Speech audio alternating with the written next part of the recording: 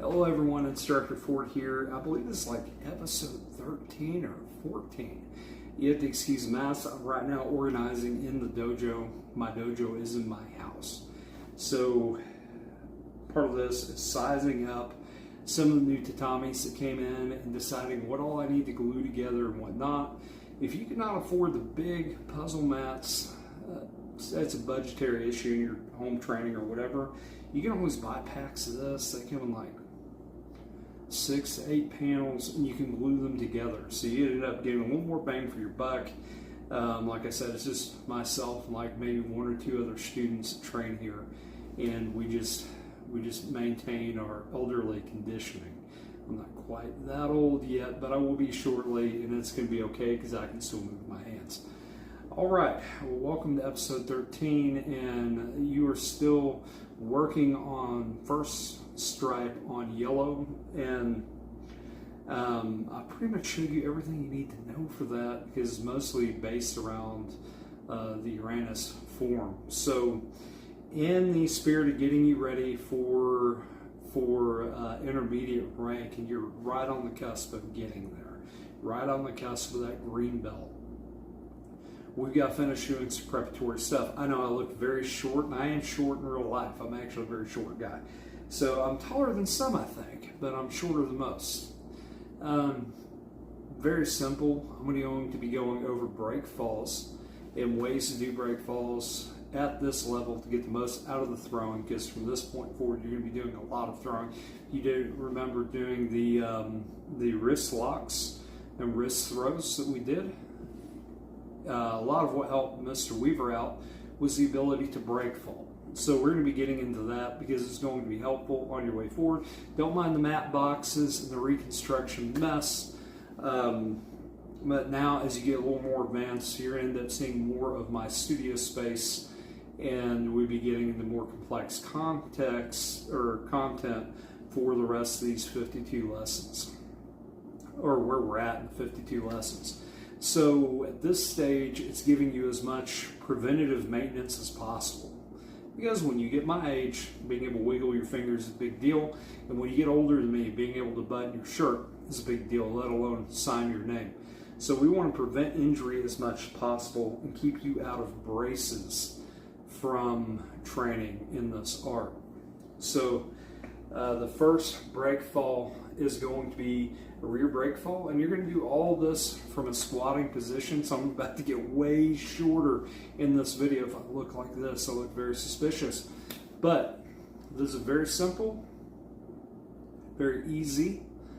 And what I'm going to want to do is I'm going to want to divide up the impact of my back. I want to create a triangle between where I'm slapping with my hands, where I boom, and my shoulders. I want to tuck my head.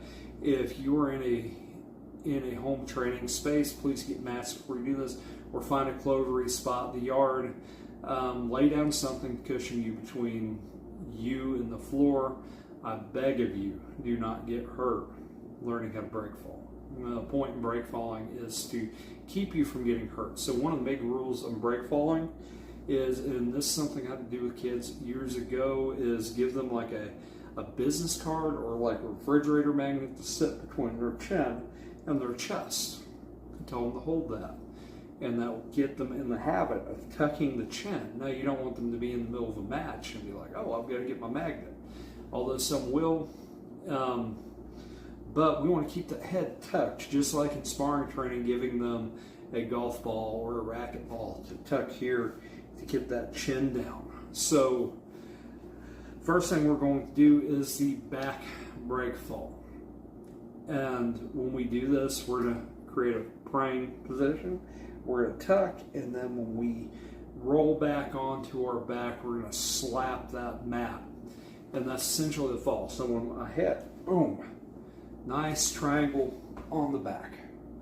And I will do it one way or another, kind of stiff from working all week.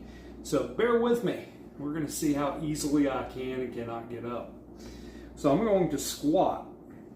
And when I squat, I'm almost like a duck. So when I squat, boom, I'm going to hit when I fall back. So hence why we're out this far instead of around all that training equipment. I don't smack the back of my head on anything. So be cautious of your environment. If you're training at home in the living room, move stuff out of the way. You don't want to get knocked out training on break falls. You also don't want to injure the neck. The neck is important. Your shoulders are important. Your elbows are important. So follow the recipe. And we'll get into it. So I'm going to squat down like a duck. And when I go back, I'm going to slap. Very simple, very easy. You can even do this sitting. And if you have to do it sitting, if you got like little kids or very old people, have them do this sitting. So when I sit, I'm going to come back here, and you're going to pick up their foot, and when they go back, they just kind of, it doesn't matter if they slap here or they slap out here. As long as they're slapping, that's all that matters. But if you have to have them sit on their butt and you pick up their foot and get them accustomed to falling and slapping properly, do that. That's going to be very good. Okay, digging these mats. Not the cushioniest thing in the world, but they'll work. It's a heck of a lot better than smacking concrete. That's what this floor is underneath here. So I think what I'm going to end up doing is gluing these things on top of each other, and I'll shoot a video on that, on modifying training equipment to your use. This isn't going to be a bad project. Probably for the amount of mats I've got, probably going to take, to do this, I would venture, I'd say about 2-3 cans of 3M spray glue. So, not bad, or Gorilla spray glue. I think that would be okay. Be a good project for me and Mr. Weaver, and it would give that much padding. These mats are actually kind of nice because they're squishy. So, the next break fall will be forward. And on this break fall, I'm going to land like this.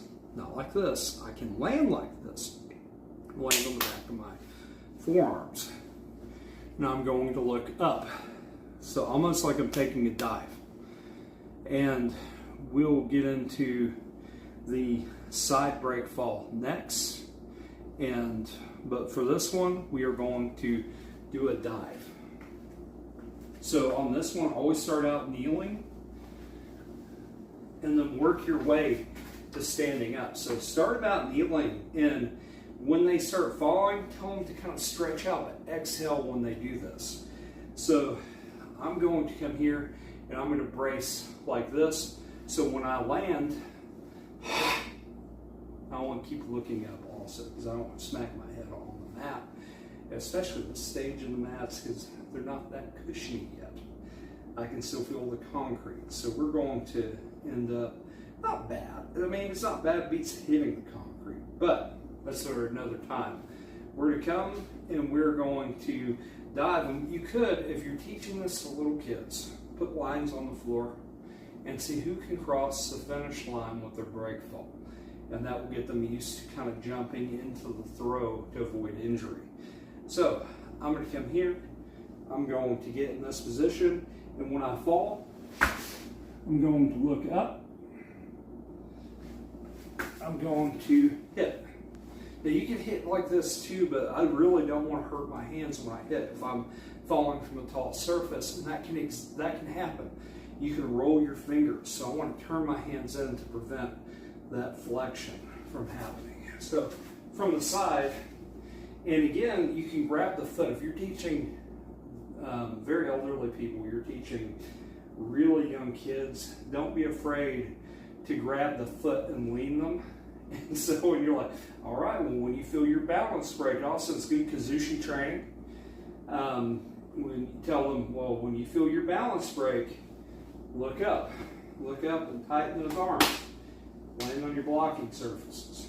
So you might grab their foot and prop it up, and that will get them used to, well, when you lose control and you feel like you've got to catch yourself, that's when you need to be exhaling, and that's when you need to throw the arms up. Same advice goes for you as well if this is your first time break falling. So I'm going to relax. I probably should have said that during the backwards break fall. I'm going to relax, and when I fall, I'm going to relax. I'm going to bring my hands in and I'm going to look up. So once that's broken, I'm going to look up and I'm going to hit. And that's essentially the forward break fall. Now there are a few ways to do the side break fall. And I like the rolling break fall because you kind of hit. You can also do a front roll and do a slap out on the front break fall or on the rear break fall, and we'll get into that later. But I do like on the side break fall because you still get that flip. You get that flip and you get that roll. So this is the one I do.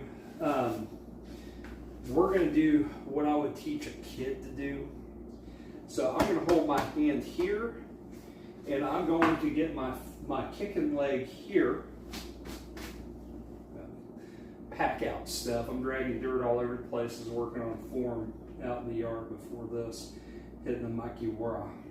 So I'm going to, like I'm saying, the Pledge of Allegiance, and I'm going to set my hand here.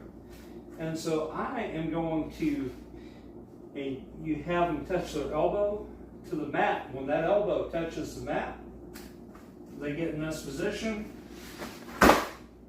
I'm going to hit. Now later on,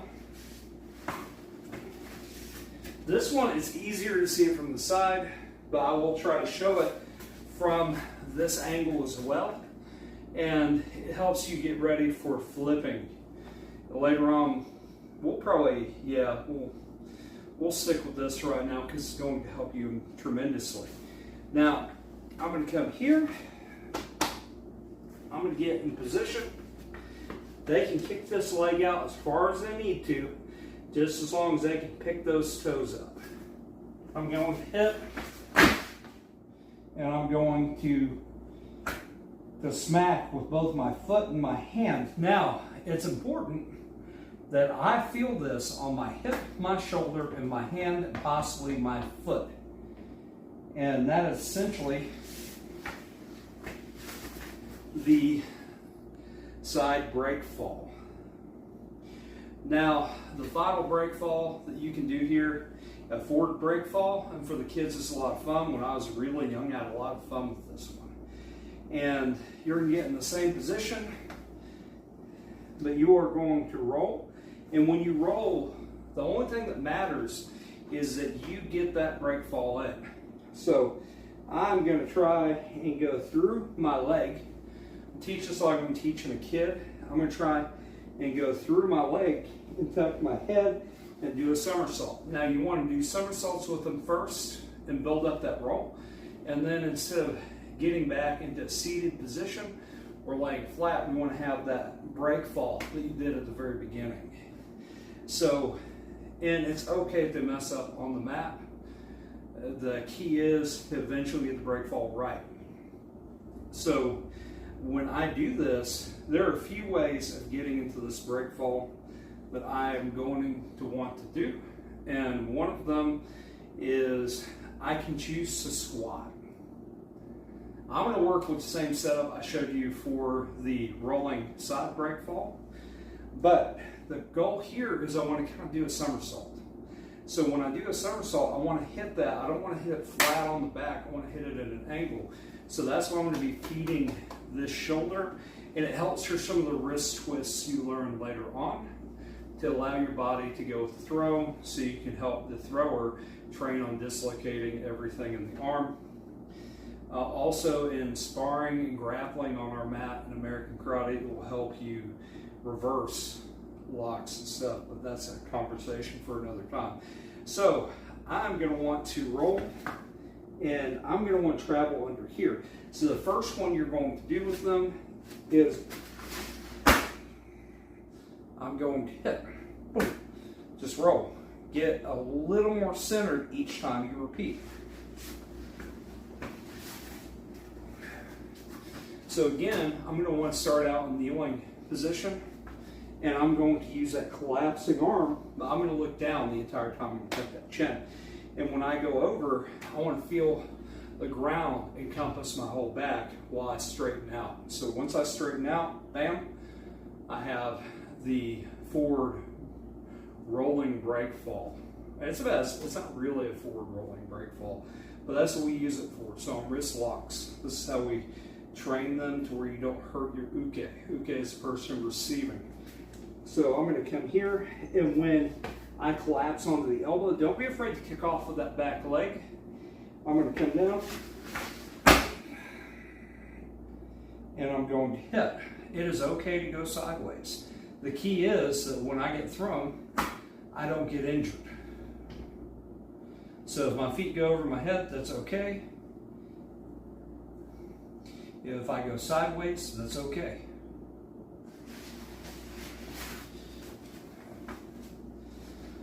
All right, I'm Instructor Ford. That is basic brake falling at yellow belt. Please have fun with that. And we will get into more advanced stuff. At the end of green belt, we'll do a little more advanced brake falling, where we get a little bit airborne and we do heavier faults. So enjoy. We'll probably be doing a lot of jumping into them, but this segment was just to get you used to brake falling and get you used to the basis of brake falling.